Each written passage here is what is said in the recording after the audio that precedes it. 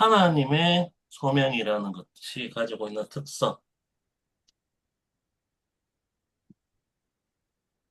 그것을 좀 몇 가지 차원에서 말을 하고 있는데, 그, 일단 제일 큰 부분들이 시각적 유혹이 아니라 시각 너머에 있는 본질을 가리키는 청각으로서의 말씀의 순종,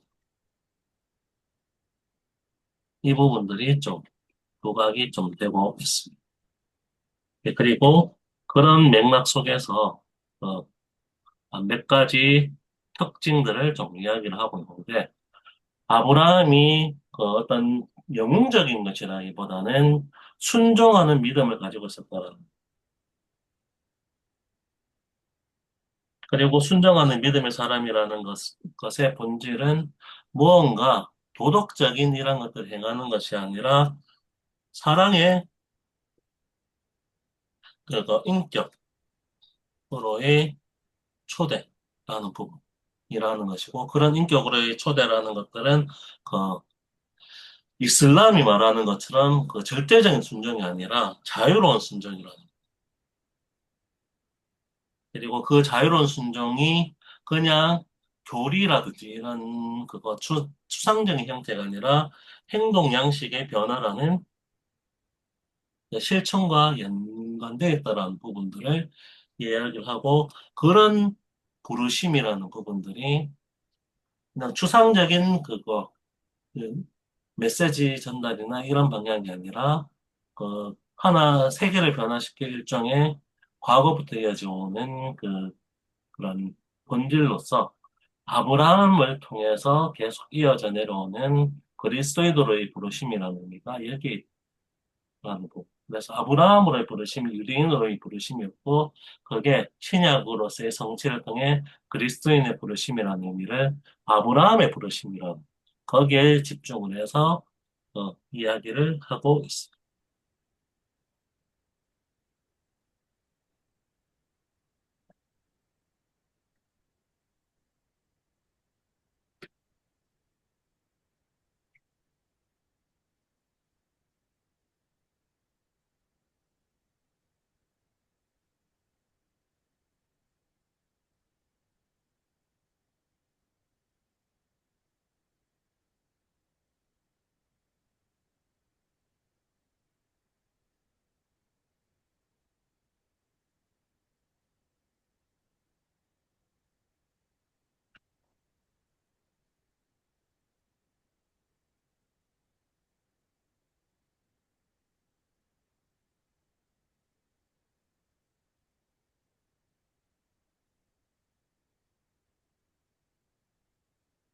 음,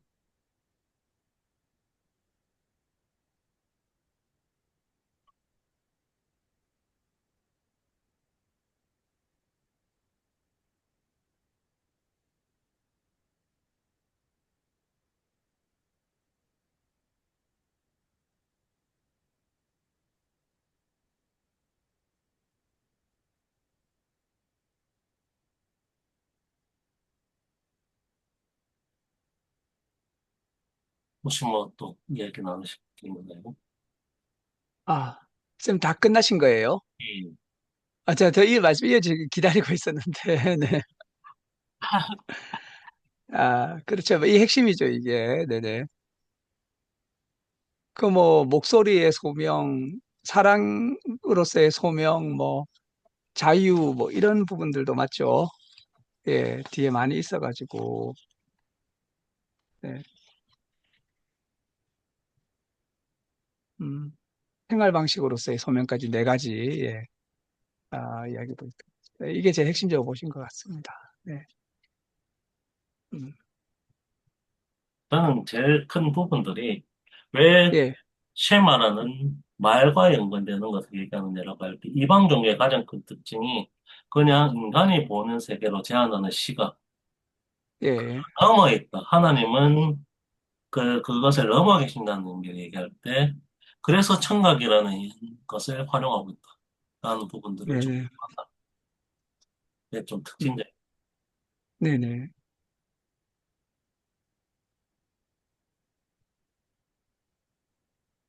왜 이제 청각이 좀 중요하다는 게 아니라 청각으로 말씀으로 전하셨다라고 얘기를 하고 또 앞에 내용에 보면, 어, 본 사람이 없고, 실제로.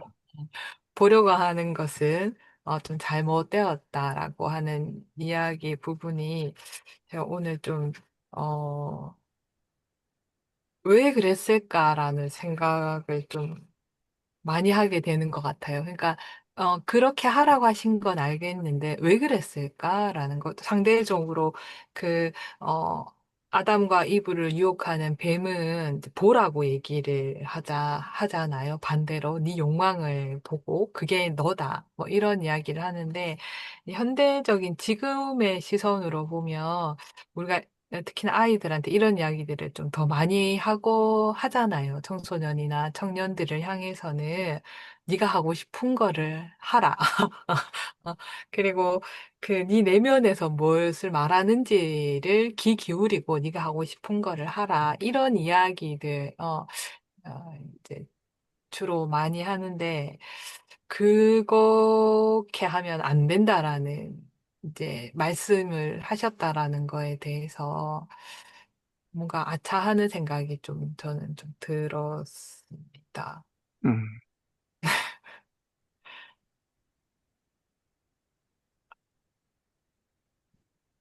사실 이것도 청각이라는 건 역시도 인간의 의미로 제한이 될 수가 있지만 시각만큼 인간화되어 있는 의미가 없다라는 그 측면에서 부각하고 있는 거예요. 그래서 청각이라는 것 자체는 누군가 말하는 사람이 없으면은 전달이 안 되죠. 인간이 뭔가 능동적으로 하는 것들이 아니라 음. 수동적으로 기다릴 수밖에 없다는 측면. 누군가가 말해주는 것. 그래서 하나님은 인간에 의해서 제한이 안 된다. 하나님 직접 자신을 계시하셔야 된다. 라는 것들을 이야기할 때 그 시각과 대비되는 인간이 무언가를 인간적 의지로 하는 것들을 제한하는 의미에 좀 잘 대표되는 감각이 청각이어서 그렇다라는 부분을 좀 얘기하고 있는 것 네. 근데 이 이야기가 굉장히 흥미로운 것 같아요, 이 챕터가. 제일 먼저, 이제 이런 그리스 사람들은 좀 시스템적으로 사고한다는 것을 이제 철학 같은 걸 한다면, 유대인들은 이런 이제 이야기, 아주 흥미로운 이야기로 이렇게 접근한다는 거죠. 앞에 그 재밌는 이야기 나오지 않습니까? 이 랍비가 하도 이렇게 성경을 모르니까, 누가 여리고 성벽을 무너뜨렸냐니까 제가 안 했는데요 이러는 거죠. 부모한테 가니까 우리 아들이 아는 게 틀림없습니다 이렇게 하고 심지어 회당에 가니까 뭐 돈 줄 테니까 재건하십시오 이래서 이제 성경을 정말 모른다는 이야기를 재미있게 했었는데 이런 이제 유대인 농담 굉장히 유명하죠. 유대인 농담 굉장히 유명한데 이러한 이제 이야기를 통해서 뭔가를 이렇게 이야기를 한다는 거죠. 그러니까 성경에 이런 이야기들이 있다. 라고 하면서 이제 특별히 이제 여러 이야기들 중에서 이 아브라함 이야기를 통해서 이 소명 이야기를 하게 되는데 아까 한 쌤이 말씀하신 것처럼 하나님이 보이지 않는다는 것입니다. 그러니까 시각적으로 또 만질 수도 없고 촉각적으로 다른 감각으로 하나님을 이렇게 이제 우리가 감각적으로 접근할 수 없다는 거죠. 그래서 하나님과 우리가 이렇게 이제 의사소통할 수 있는 채널이 결국에는 그 청각, 어떻게 쉐마라고 하는 귀 기울여 들으라. 이제 하나님의 말씀, 음성을 들어야 되는 이제 그런 그 특징이 우리 이제 성경에 있는 거죠. 그런데 아까 동일쌤 말씀하신 것처럼 그 음성은 타자에서 오는 거죠. 그러니까 내 마음과 내 욕망의 목소리가 아니라 하나님으로부터 오는 그 이제 말씀 계시를 받아들이는 것이 굉장히 중요하다. 그 이제 바로 계신 거죠. 그 계시고 소명인 거죠. 이런 이제 측면들을 좀 많이 강조하고 있고, 또 하나님이 수적으로는 단수 한 분이지만 여러 신이 아니고 그 한 분의 질적인 측면은 사랑이라고 하는 면, 이런 부분들에 대한 이제 이야기를 함으로써 성경 전체의 아주 본질적인 특징을 잘 말씀해 주시는 그런 글이 아닌가 이렇게 좀 생각이 됩니다. 네. 같아요. 네, 결국에는 시각이 아니다라는 얘기함으로써 하나님은 인간화하려는 시도. 그래서 뭐 종교학에서 자주 나오는 얘기죠. 그거 종교라는 것은 인간의 본성을 드러내는 것이다. 라고 얘기되는 그런 측면에서 이방신들은 그럴 수가 있는데 유대 종교로서의 이거는 그런 의미에서 종교할 수 있는 요소가 아니다. 인간적 의지를 드러내는 방향. 그래서 자연 신상을 숭배하고 그런 방식이 아니다라는 부분들을 또 부각하고 또 다른 측면에서는 그런 신이 사랑이라는 인격으로 존재한다는 의미에서 이슬람적인 전통에 나오는 것처럼 무조건적인 그 숭배. 그래서 내가 내 의지를 꺾는 건 맞는 말이기도 하지만은 그 성경적 의미에서 그런 부분들이 그 그냥 뭐 로버트가 된다라는 것처럼 그런 방향으로 일어나고 있는 그 방식이 아니라 자발적 순종에 기초한다라는 또 부각함으로써 인격적인 측면. 그래서 하나님이 아브라함을 부르실 때 그 아브라함을 친구라는 의미로 부르셨다. 그 부분들을 좀 부각을 하고 있는 것 같아요.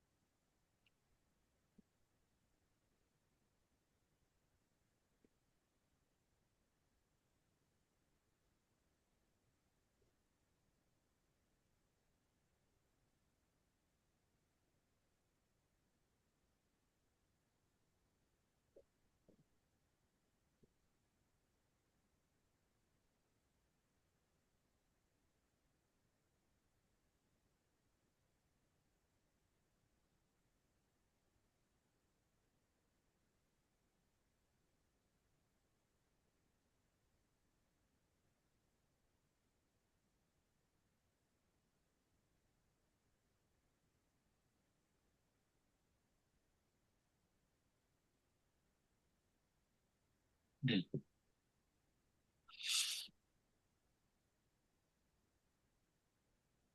뭐 의미는 대충 이야기가 좀 된 것 같은데요. 뭐 혹시나 또 추가적인 사실 그 여기에서 좀 그 좀 더 발전시킬 만한 논의들은 상당히 좀 많기는 한데 혹시나 좀 이야기 나눌 거 있으면 이야기를 나누고 이게 좀 내용이 좀 길어서 좀 나눔할 수 있는 시간들이 조금 부족하긴 하네요. 그냥 여기서 좀 정리하면 되지 않을까 싶습니다. 네. 네네. 뭐 그러면 시간 관계에서 여기서 좀 예. 종료를 해야 될 것 같네요. 네네.